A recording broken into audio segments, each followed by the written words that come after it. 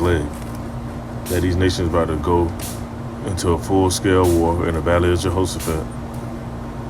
And in the midst of that war, when them nukes go off, Yahweh Shah is going to show up with the angels. They already releasing information about them seeing the ships. Now, does Esau have some fake duplicated type ships that they try to mimic? Yeah, they have that shit.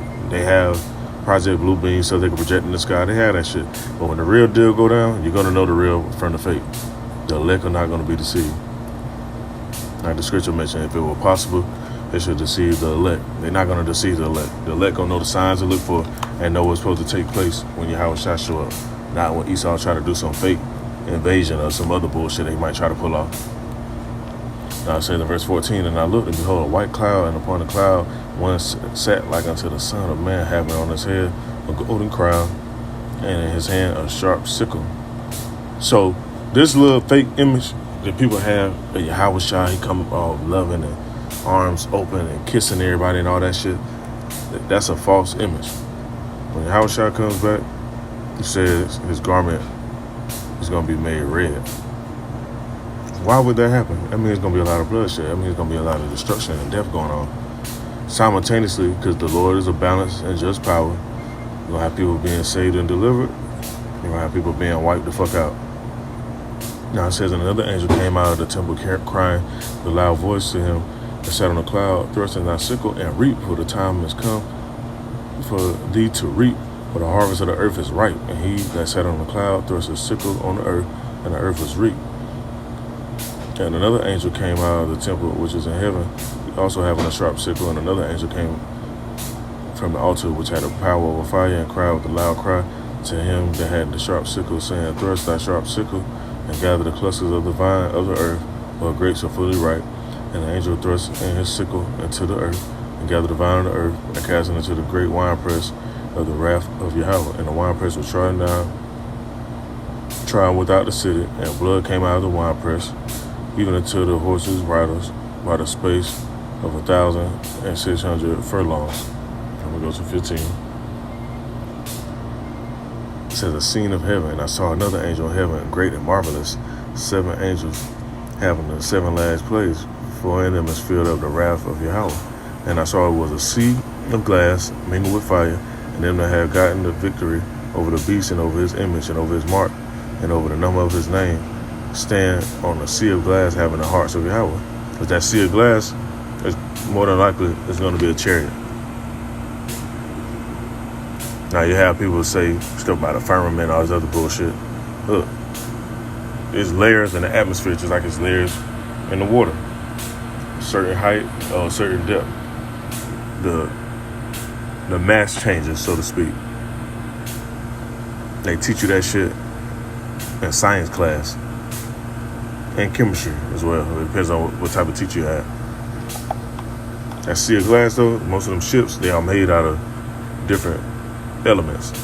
One primarily being a crystal.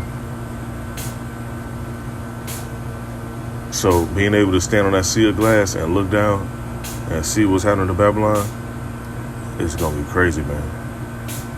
People going to rejoice. People going to cry.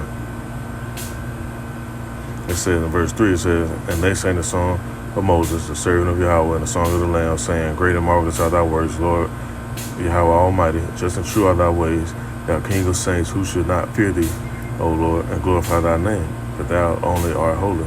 For all nations shall come and worship before thee. Because these heathens, they're going to get in line. And the ones that try to buck up and go against it, though, that's another lesson for another time. But they're going to eventually get in line, too. Now it says, for thy judgments are made manifest. And after that I looked, and behold, the temple of the tabernacle of the testimony in heaven was open. The 7 angels came out of the temple, having the 7 plagues, clothed in purple and white linen, having their breasts girded with golden girdles. And one of the 4 beasts gave unto the 7 angels 7 golden vials full of the wrath of Yahweh, to live forever and ever. And the temple was filled with smoke from the glory of Yahweh and from his power. And no man was able to enter into the temple till the 7 plagues of the 7 angels were fulfilled. So this judgment is about to take place on this earth. It's going to be far beyond what people can fully grasp and think that's possible. Because a lot of people don't think this is possible. A lot of people read these precepts and they don't know the song. They don't understand what the scriptures are really talking about. They don't understand prophecy. Those who understand, they can see it. They've been getting themselves together to try to warn people and alert people so the blood is off their hands. And personally, I've been doing so as well through the spirit of Yahweh Shem Yahushua, trying to alert people, those who have ears to hear and eyes to see, those who really sincerely want to learn and know what's up. They end up learning. They end up getting edified. Those who take it as a joke, man, when that day come, you just look up and see them nukes cracking the sky. You hear the sound because it's going to make a sound. And you're going to see the angels showing up in the midst of that. It's all going to happen simultaneously, as it is written. So I just want to bring this out since I seen that video and seeing how that book was open to these precepts. And I'm gonna take a screenshot of this. Take a screenshot. Well, I'll take it when I get done.